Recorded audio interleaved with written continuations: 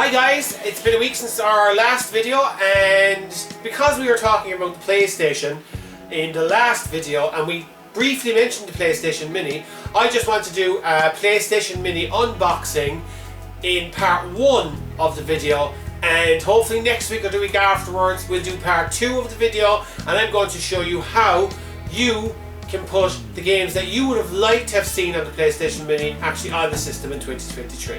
So we're just going to do a little unboxing now this morning, guys, and compare it to the original PlayStation, which I have here on my right, and we'll see how we get on, guys. Okay, so as you can see in the background, guys, here is my PlayStation Mini, which again in last week's video I got the year completely wrong. We actually purchased this way back in 2021, Christmas 2021. So you can see like the art design on this box, guys, is the actual original PlayStation kind of colouring or box art, because when I bought my PlayStation, as you saw, it was in '97, so I've been out a few years at that stage. So anyway, guys, you buy your PlayStation Mini, you cut the seal. Now this was launched back in 2018. Now I'm not too sure, was it November or December? I should have checked, but it was launched in the US in 2018, and then we got in Europe I think in 2018 as well, a couple weeks later.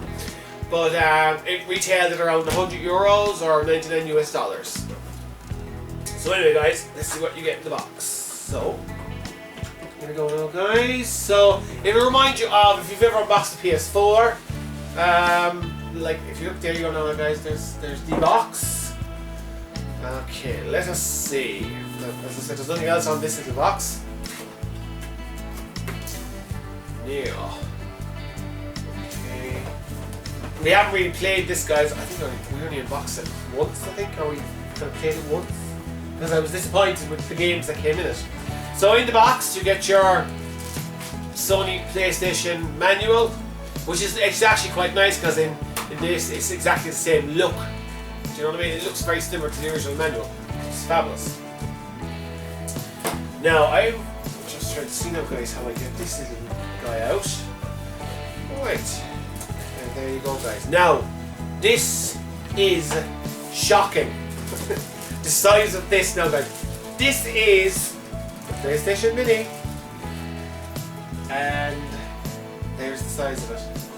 Now, guys, this is the original. If I can get my hands on it, because this is way heavier. It's the original PlayStation. Look at the size comparison. It's so compact. I mean, I bet you on the lid here, look. It actually fits just around where the CD would go in. It's tiny. It is tiny, but do you know something? The aesthetic is very aesthetically pleasing. Big words, aren't we? But no, it is very pleasing to look at if you think about it. Because look, it looks exactly the same. It is exactly the same, except this has a disk drive. This doesn't. All the games are pre-installed on it. I mean, they even go into detail on the back here, guys, where you want to take this flap off to put accessories or different bits in. I'll show you here, guys. Look. On the back of here, it actually just fell off. My one. But like, there you go. Look, that's no. On the back of this one here, you can see it here, but it doesn't come off. Now, also on the back, guys, where on the original you had to do the standard composite out, and on this it's a HDMI port, so you can put a HDMI cable in, and you can now put it on a modern TV, and it looks quite well, to be honest. Now, so you have on the front of this here is your power button, your reset button.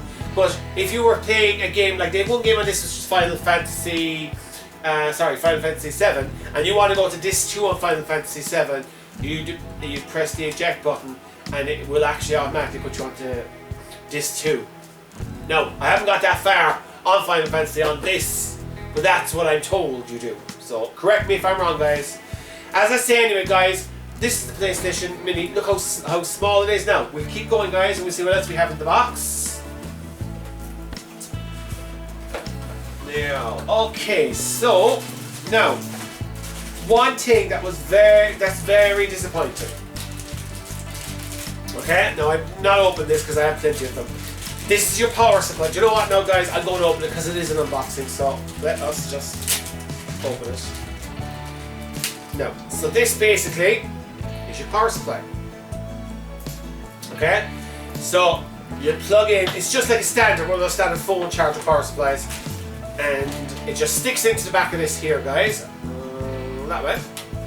Good long length of cable. But what did Sony cheaply not do? And I'm going to call it out for call a spade, guys. What they cheaply didn't do and didn't include in it is, it's just a USB.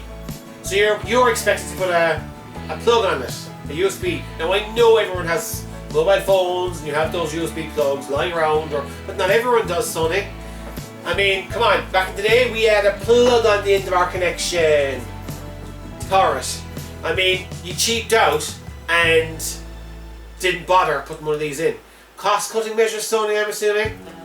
Anyway, that was my one pet peeve about it. It should have been in the box, it should have been included with it. You shouldn't have to be using your own to power it. Okay? So, whatever reason that was done, I have no idea.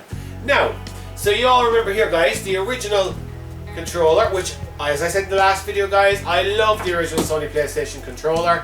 And when they had mentioned this, they had shown that they were going to re-release it with this style of controller, which is brilliant. So, you get two in the box, which again is a good thing. And basically, so here, guys, there's your controller. Now, on the ends of the controller, this is plugged into your original one, so it has the same look, but it's a USB connection, and it plugs into the front of this via the USB, and I think it looks fabulous. It really, really does look fabulous. Now, compare the size of this controller to this one, and guys, they're like for like. Now, the only thing is, this controller here, the color is almost perfect, but this controller here, there's kind of, it's more shiny or a more glossy look, whereas this is a more, I don't know, maybe it's just from me, my hands, you know, over the years playing it, rubbing on it and shining. I don't think so though. This is shinier. This is not as shiny, but it's fine. Now, I'm going to complain again, guys. The one thing I didn't like about this, which really annoyed me, now I know you can buy USB extenders, you know, to extend the cables, but come on, look at the length of the cable. Were we expected to sit up and sit practically on the TV, Sony? Do you know what I mean? Don't get me wrong, what they've done, it is fantastic, but the cabling is too short. I know you can get a USB extending cable to extend it, but again, like, I'm going to just show you guys here the length of the original cable. I can't even span my arms out. Do you know what I mean? It's way, way longer. Again, cost cutting, I suppose. But like, they could have done so much more with this. Definitely. Or, do you know what would have been a good idea, Sony? Maybe make this a wireless adapter and make it wireless. Do you know? That you just plug this little bit into the front of it, or not even plug it into the front of it. Make this a USB. Wireless. Not USB, sorry. Make it Bluetooth or something. So it'll be a wireless connection. Anyway, guys, that is the controller. That is the console. Now, guys, I know there's pros and cons to this system, and I'm going to put up in the menu up here the list of games now that actually came on the system. And as I say, guys, what I want to do in our next video is I want to show you guys how to actually put games of your choice on it. So all I'm going to do in the next video, guys, is I'm going to put 20 of the games that I personally would like to have seen put on the Sony, on the actual PlayStation Mini. Now, I understand that we said Gran Turismo was such a fantastic game. Maybe they couldn't put that on the PlayStation Mini because, I suppose, do they still have the rights to it? I know it's still solely belongs to Sony as such, but do they have the rights to it? The car models and things like that? So maybe that's another reason I didn't put on it. Again, Tomb Raider. Like, the original Tomb Raider was, would have used this controller, do you know what I mean? But again, is it copyright or something? Or was it just Sony being lazy? Again, we'll go again, call a spade a spade, were they being just lazy? Did they just want to kind of jump on the bandwagon of Nintendo, which brought out, you know, the Super Nintendo Mini and the NES Mini? You know, and also the Mega Drive. You know, as I said now, guys, I have the original, all the original consoles. This was the first one that I purchased, the mini console I purchased, because I love the Sony PlayStation. But to be perfectly honest, guys, was it worth it? Well, so far I've only ever turned it on once. So maybe when I change the games around to the 20 games that I want on the system, I'll appreciate it more. Now guys, the games I'm going to put on this system, I'm going to have all the discs there, guys, to show you that they're my original games, so I want to put them on this. But you know yourself, you can go online and you can actually find these games or these files, these ISO files, relatively easy to do it yourself. I don't condone piracy in any way, but I'm going to show the games that I put on this. I actually own the official games, and it'll be copying those over onto this. Anyway guys, I hope you have a great weekend. I hope you enjoyed this simple little unboxing of the PlayStation Mini, and let's see if we can make the PlayStation Mini a lot better in 2023. So join me in the next video, guys, as we do that and see how we get on. And I'm going to do a step-by-step guide on how we do it. Thanks again, guys. Have a great weekend, and we'll talk to you.